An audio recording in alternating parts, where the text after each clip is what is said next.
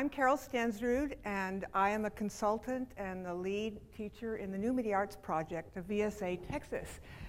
Let's go to some pictures. This is a student producer in a post-high school class.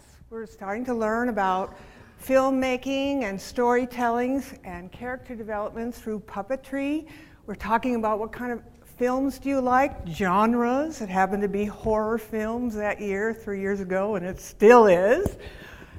We're starting to develop producer skills. We work in a what's called Story in a Box project, developing storyboards and word bubbles in a set, which is a box, a little maquette, and we're doing this in 3D.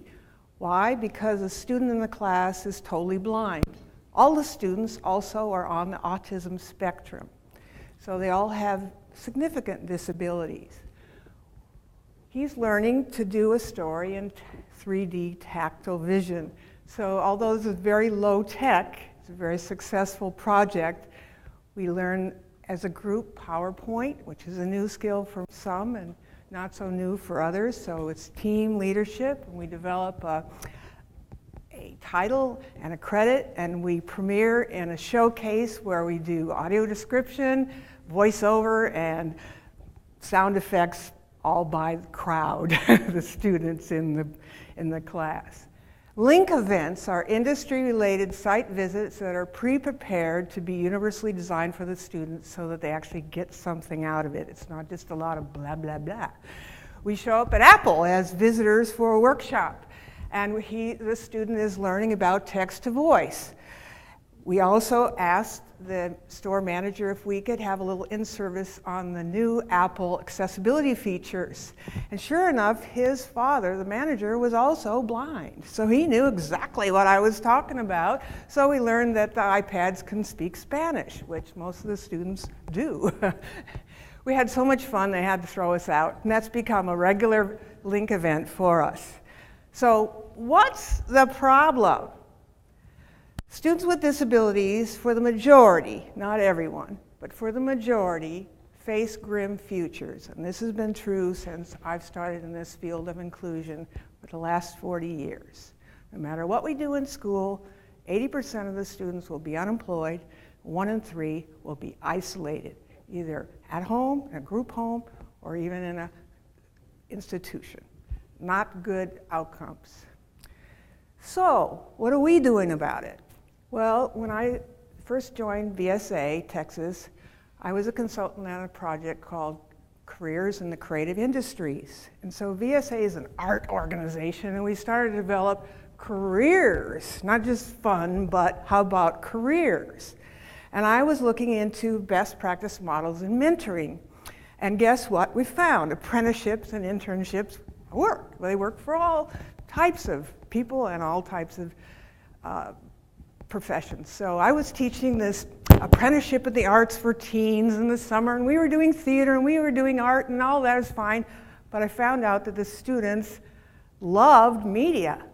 They loved radio and TV and films and music, and not only did they love it, they knew it so well. It was like an asset. I mean, if you said, take it away, they would do a news broadcast. No rehearsal, just bing, bing, bing. It was just not unbelievable. Nothing's unbelievable to me, but it was an asset that was not being used.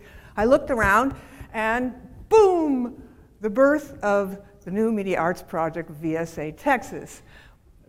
It's a team process to develop this program. We're a very small team at VSA. We have 3 full-time people. We serve the whole state, and I'm not one of those 3 people.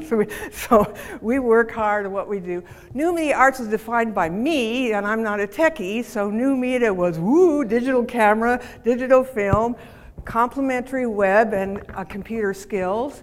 Combined with arts, no, not the art that you sit alone on a computer and learn how to do a paint program, not that, but painting a mural so that we have a reason to shoot, document, learn to edit, and to present. So the arts are the reason and the means to teach media.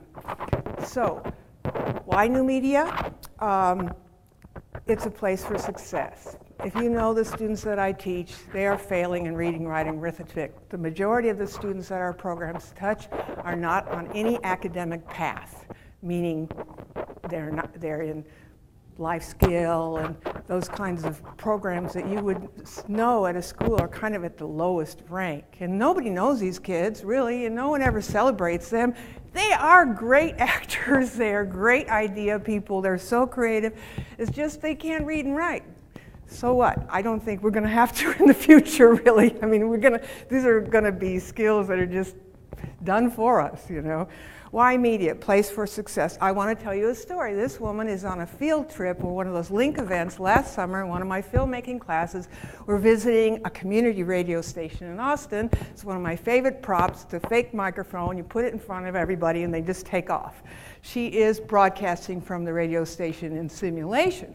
This summer, she's on a paid internship in broadcasting. Okay, no graduation from high school, no degree, autism, and et cetera, We got a very tiny little grant for 3 paid internships in broadcasting. We had 60 students apply. And that's a lot for reaching people with disabilities, so we had to start sort of a pre-training internship. It's a place for success. It's compelling. You can't teach people that don't want to learn the topic. They love it. It's viable. The student can see that this is a way into the community. Yes, they can join a film club, or they can go to a further filmmaking contest, because we show them the way. It's viable to post-secondary education opportunities, employment, and the community. It's real life. You learn by doing. It's not predicated on reading, writing, arithmetic, and it's socially motivated. They don't go to a lab, and they're not alone, and you don't have to be quiet. So it's a great fit. How it works is we do, it works. Benefits are hope. The big hope picture really makes all of a difference. Vice principal of the high school that we recently had a showcase came up to me. She said, "Carol, the students, it's all they talk about is this class. They come to school for this class. They stay in school for this class." I went, well, we'll increase hope in my next grant. But here's what we have proven to be benefits. Media skills, yes, they know. Yes, they know how to use a camera, and they know about web safety. They know about the community. Pre-employment skills like leadership are up. Communication skills, self-confidence, and motivation to stay in school. How we do it, we do camps. We're doing our first animation camp next week.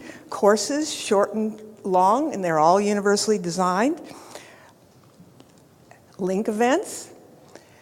Industry-linked internships can be both with us, like peer mentoring, or in the community paid, and the beginning of dissemination is happening. Check out our YouTubes. Action.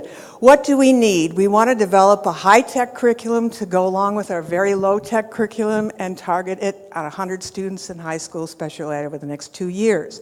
We'd also like to do a mobile curriculum and dissemination after that with a documentary, textbook, equipment pod, and a tested dissemination model, which is really hard to do. And I'd love to come back in a few years with some student leaders and share our project success with you.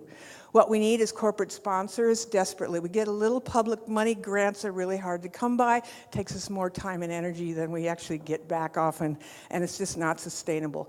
You would be so proud to put your corporate logo on our project and help us go forth sustainably in the next 5 years. We need collaboration of all kinds, expertise, and equipment. A little taste of our curriculum. We do all kinds of art projects that move into music videos. We do commercials. We do a lot of theater and improv, storyboards, and high-tech things like shadow theater. This is the Batmobile. And finally, a little bit of editing, and always a showcase. And here's 2 seconds of a student-produced video. Well,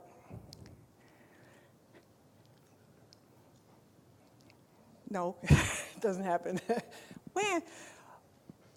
Okay, I would like to thank everybody for having me and all the team at VSA, and especially the students. We've learned so much together. And I'd like to say that the everywhere, all the time, and everyone is also an inclusion motto. Everywhere, everyone, all the time. Chris, and this is the Wheel of Fortune. Hi, my name is Rosemary. Hi, my name is...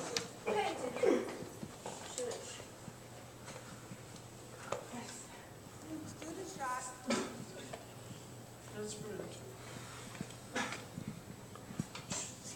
Can you guess what it is? Oh, I heard it.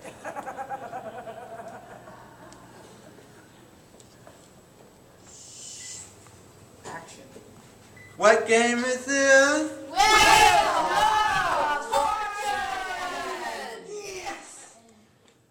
My name is Chris. My name is Chris. Wait. Rolling? Roland, got it? Go. My name is Chris, and this is the Wheel of Fortune. Pre-production. Really? Camera's rolling? Okay.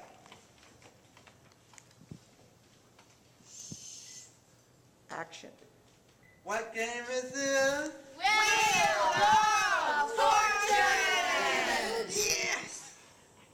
Action. Here, today's prize is $1 million.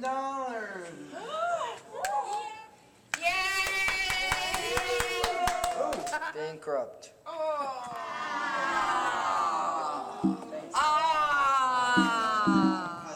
end with that. You can see how it goes.